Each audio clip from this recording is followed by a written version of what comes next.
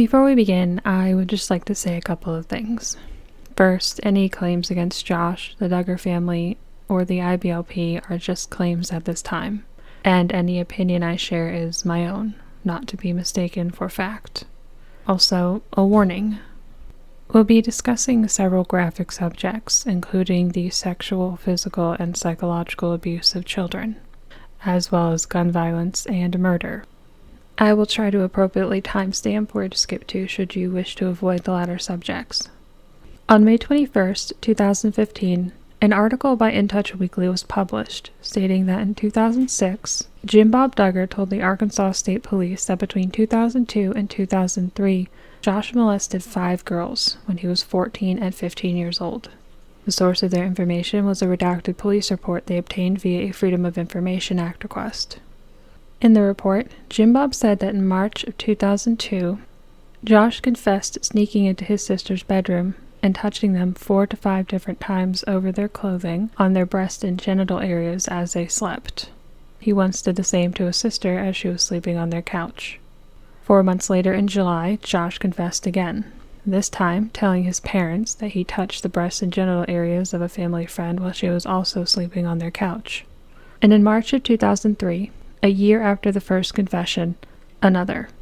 His parents learned that while Josh was reading to a single-digit aged sister as she sat on his lap, he touched her on her breast and genital areas. Around this time, he would also corner his sister in their laundry room to reach under her dress and molest her. This prompts Jim Bob and Michelle to meet with church elders and friends to discuss what they should do, and they all agree that Josh should be placed in a treatment program. Jim Bob says they learned of a Christian-based one out of Little Rock run by a man named Harold Walker. Despite his son spending time there, knowing where the program was based out of, what it was about, who ran it, and knowing details such as a police station being nearby, Jim Bob claims to have forgotten the name of the program. However, in a 2015 interview, founder of the Institute in Basic Life Principles, or the IBLP, Bill Gothard, who himself was accused of sexual harassment and assault by dozens of individuals, would say the program was the Integrity Construction Institute program run out of a renovated veterans hospital. While there, Josh would learn carpentry skills, receive lust counseling, and be cleansed in a godly manner. Gothard would also claim that he made the final decision to send Josh to the program. Now, I'd like to pause for a moment with Josh's story.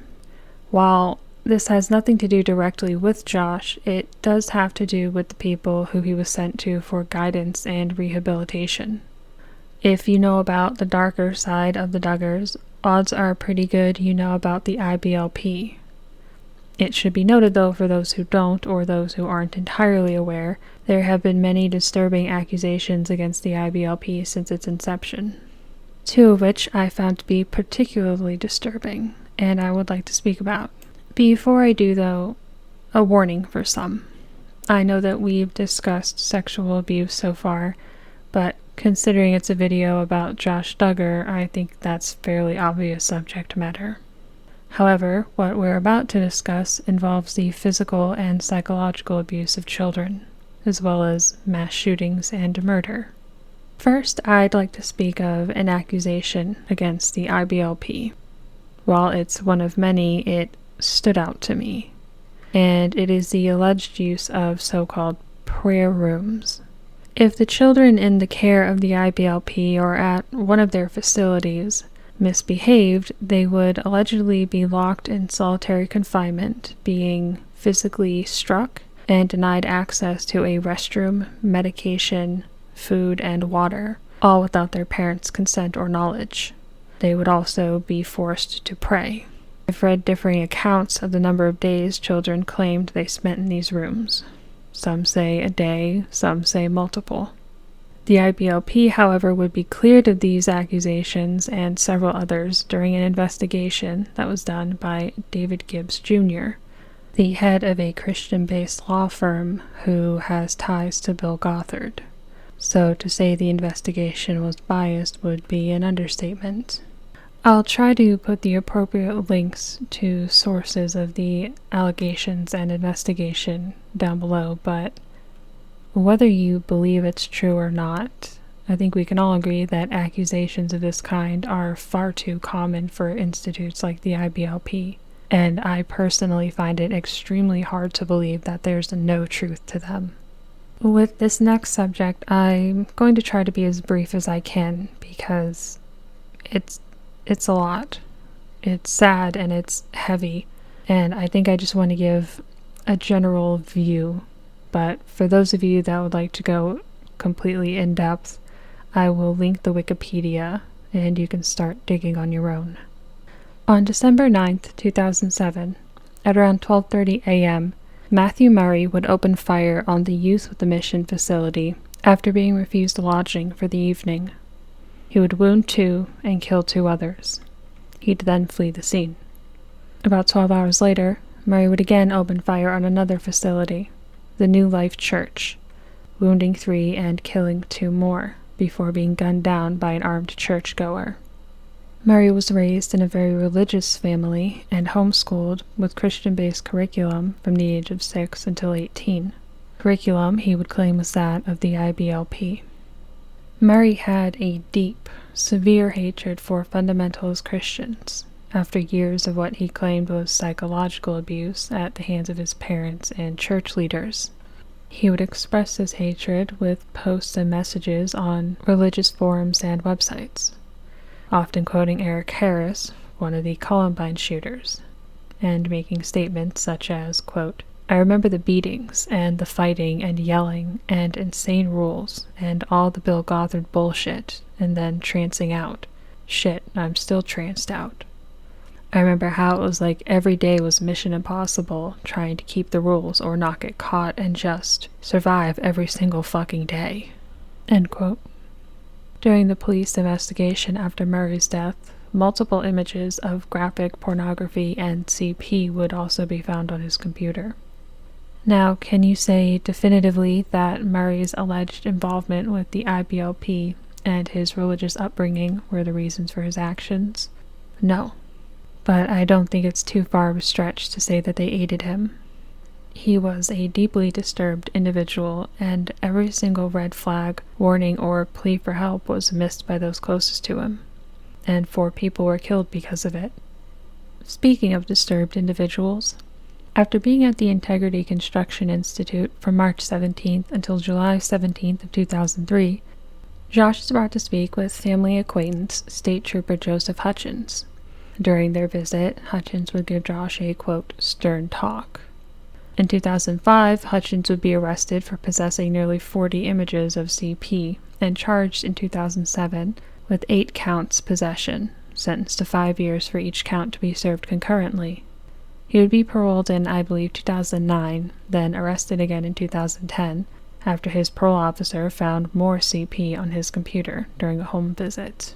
He would be sentenced to 56 years in prison, being eligible for parole in 2020. As a mandated reporter, Hutchins was required by law to report any child abuse to the Arkansas Child Abuse Hotline. Considering no one else in any official capacity spoke with Josh or the family, and no reports were filed until 2006, I think it's safe to assume Hutchins did not contact the hotline. Hutchins would also say in a later interview that Jim Bob only told him of a single act of incestuous molestation, and had he known of any other incidents or victims, he would have responded differently.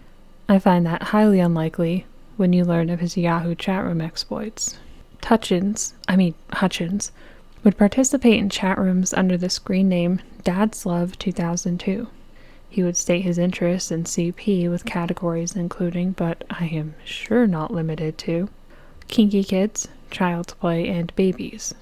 But with a Z, so it's totally not inappropriate or anything. He would also take part in daddy-daughter sex roleplay and admit to masturbating to pornographic images of girls aged 2, 3, 12, and 13. The family is said to have forgiven Josh, and life seemingly returns to normal. However, at some point during all of this, a family friend, knowing the full extent of Josh's abuse, would write a letter detailing it, then store that letter in a book to be forgotten about. The book would be loaned to someone else, who would discover the letter and contact the Arkansas Child Abuse Hotline.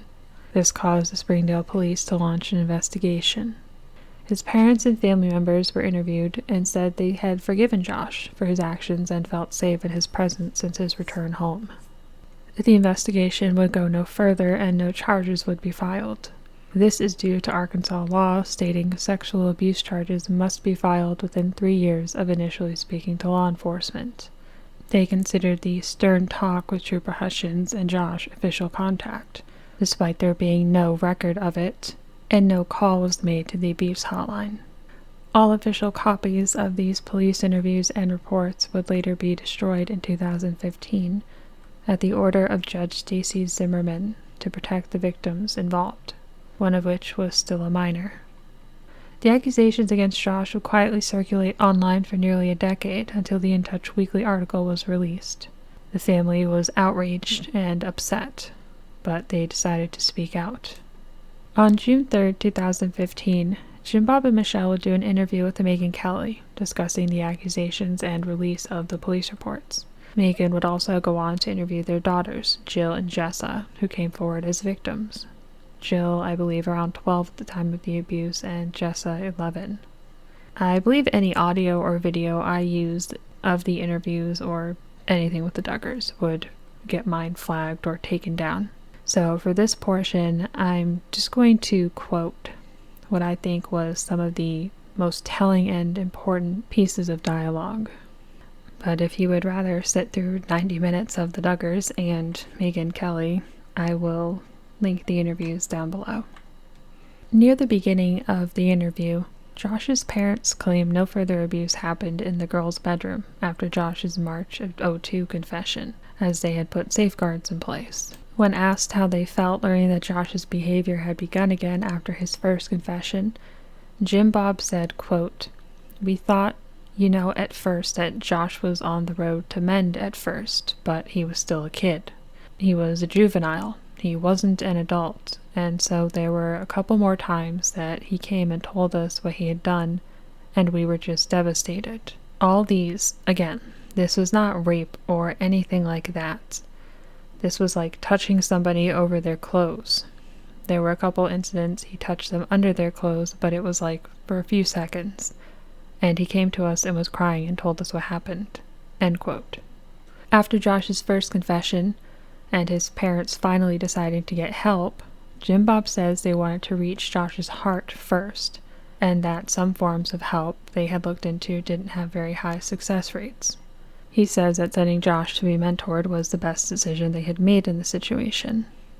They also discuss a couple incidents of molestation where the victims were awake. Michelle would say that, quote, "He knew that it was wrong, but in years they weren't even aware. It was like, it wasn't to them. They didn't probably even understand that it was improper touch." End quote. Kelly asked Jim Bob and Michelle what they thought when learning that Josh had molested a much younger, single-digit age sister. And we learned that this was the reason for his removal from the home. Jim Bob would again praise the counseling Josh had received. When asked about feeling as though they were in a Sophie's Choice situation when it came to protecting their children, Jim Bob would use, I believe it was Matthew 18:10, to compare Josh molesting his sisters to a sheep wandering away from its flock.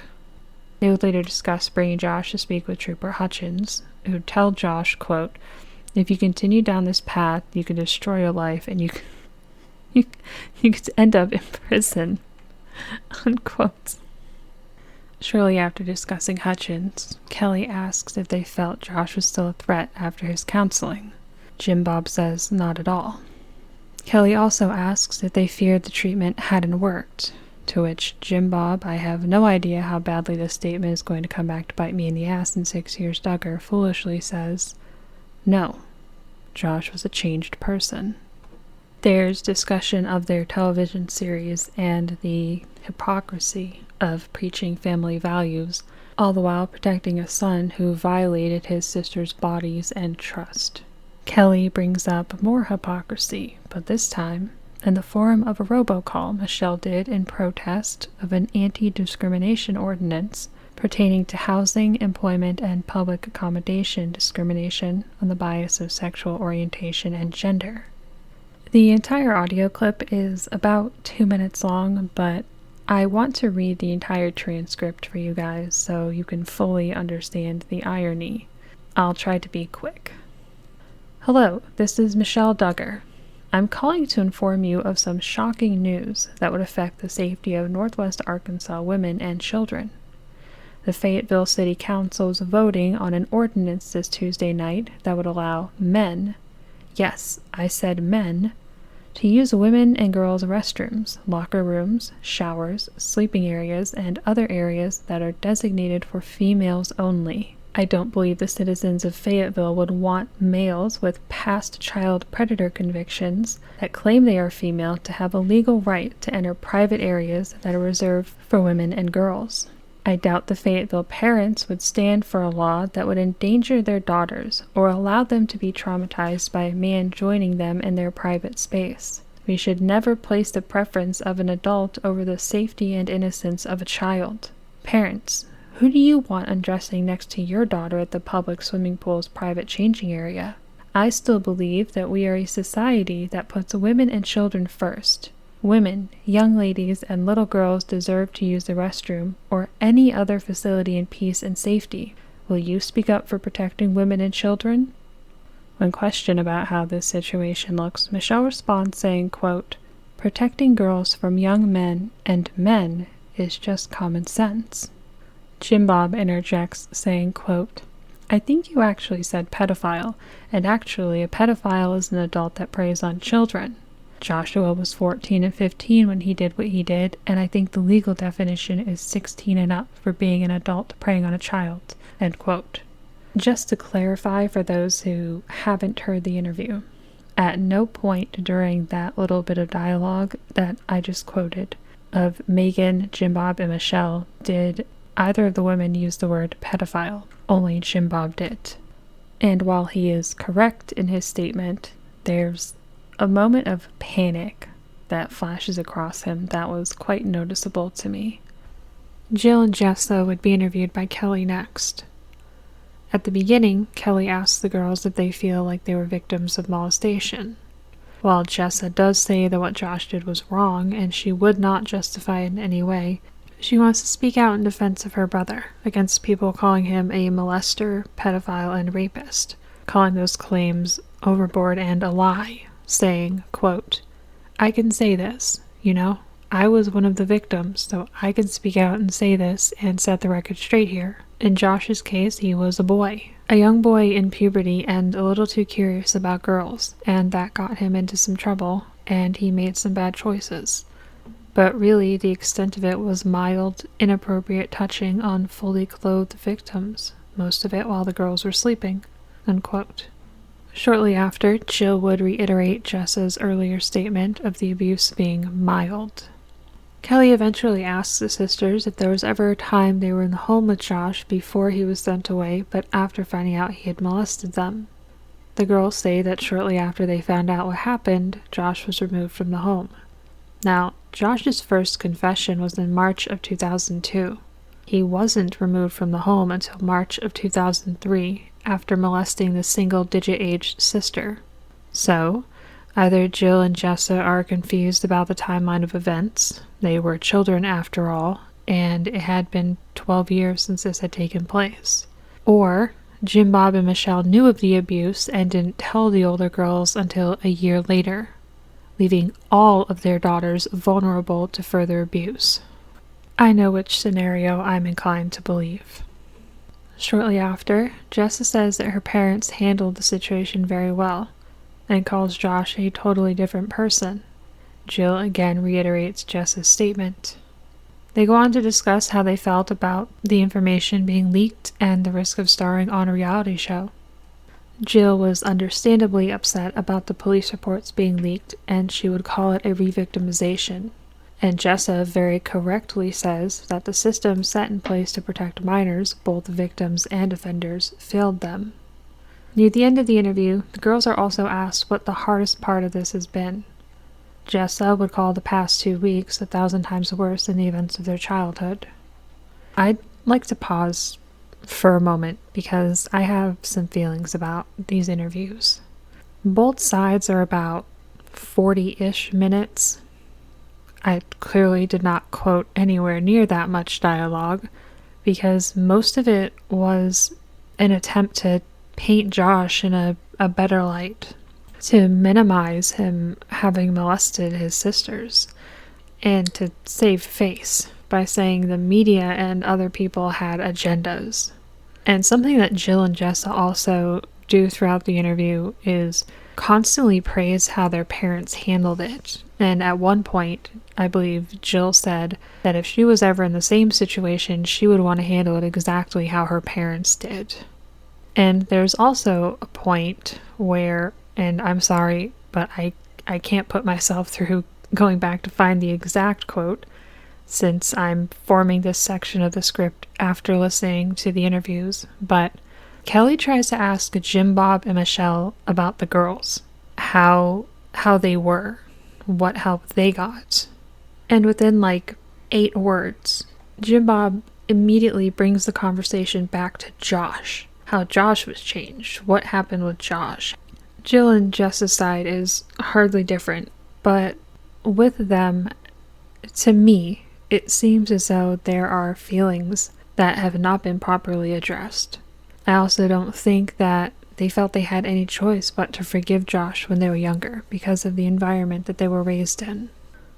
2 months later, in August, it came to light that Josh had 2 Ashley Madison accounts, following a data breach where personal information from the site was posted online. The importance of this, I think, is that it speaks to his deceptive behavior. But other than that, I don't think it has any real connection to his previous actions. On April 19th of 2021, Josh is arrested and charged with 1 count receipt of CP and 1 count possession of CP. Prosecutors allege Josh downloaded over 200 images and pieces of child sexual abuse on multiple devices in May of 2019. His former place of business would be raided by Homeland Security that same year, after some of the files were flagged and the IP address was traced back to Josh's used car lot. During the raid, while Josh was being spoken to and before knowing why Homeland was there, Josh would ask, quote, "What is this about? Has someone been downloading CP?" Unquote. Agent Faulkner, who I believe is the lead in this investigation, would ask Josh if he had seen or possessed any child sexual abuse material, and Josh's response would be, "I'd rather not answer that question." Agent Faulkner would also say, quote, "I can say in 11 years of doing this, and the thousands and thousands of CP images and videos I've had, unfortunately, to see, the series ranks in the top 5 worst of the worst that I have ever had to examine." Unquote. He also speaks about a program downloaded to Josh's devices called Covenant Eyes, which is an accountability software that tracked Josh's web browsing and sent reports to his wife Anna. Unfortunately, it could not track the child abuse content as it was downloaded on a password-protected server. Josh would be granted conditional bail at a bond hearing on May 5th, and he was released from jail and transferred into the custody of third-party custodians, LeCount and Maria Reber. He's required to wear an ankle monitor, have a probation officer's permission to leave the third-party custodian's home, cannot access the internet, and cannot be inside a residence where firearms are stored. He was also granted unlimited contact with his children in his wife's presence. During the hearing, federal probation officer, and I am going to mispronounce this, so I'm sorry, Diem Nguyen was called as a witness and recommended that Duggar not be released to the Rebers, saying that the Rebers sometimes have minor children in their home for piano lessons with their daughter, and that both LeCount and Maria owned firearms, but not a firearm safe. Later in her own statement, Maria said they could relocate the piano lessons and remove the firearms should Duggar reside in their home. Count later added that the couple and their adult daughter would ensure that Josh has no access to their phones or computers. His original trial date was set for July 6th. However, Josh's legal team would request that it be moved to February of 2022 so they could adequately prepare. Courts would deny that request for February and instead set a new trial date for November 30th of this year. What I'm about to say is purely my opinion, so take it for what you will. I believe that Josh is a predator, a calculated predator, and I do not believe that he can be helped. none of what he did, whether it be molesting his sisters or downloading and receiving CP, was accidental or even a lapse in judgment like I know some people have and will continue to say. Everything was intentional, and that is made completely clear by the fact that most of the molestation happened while the girls were either asleep and completely unaware or too young to understand that what was happening was wrong. And also, the downloading of child sexual abuse material from a password-protected server. He wasn't a child that didn't know any better when he molested his sisters. He was a teenager who knew right from wrong. He wasn't a 4-year-old playing doctor. And when he downloaded CP, he was a grown man, in his 30s, married, with 6 children. And I'm not accusing Josh of having done anything to his own children, but they are all within the age range of the girls that he molested and the ages of the children in the CP that he had. And now, this might be splitting hairs, but each of Josh's confessions happened months apart from each other. So I wouldn't be surprised to find out that not only had he molested the girls more times than we know about, but that it had been happening earlier than March of 2002, meaning that Josh could have been as young as 13 since his birthday is March 3rd. And you have to think that 2002 to 2021 is almost 20 years. A lot can happen in that much time. To think that nothing else did, that there are no more victims and there's no more CP anywhere, that's just foolish. I just hope that whatever justice can be served is served, but I have my doubts considering Josh's public status as well as his family's and the ties to their community. Unless a judge decides to make a real example of Josh, I find it very unlikely that he'll spend any considerable amount of time in prison.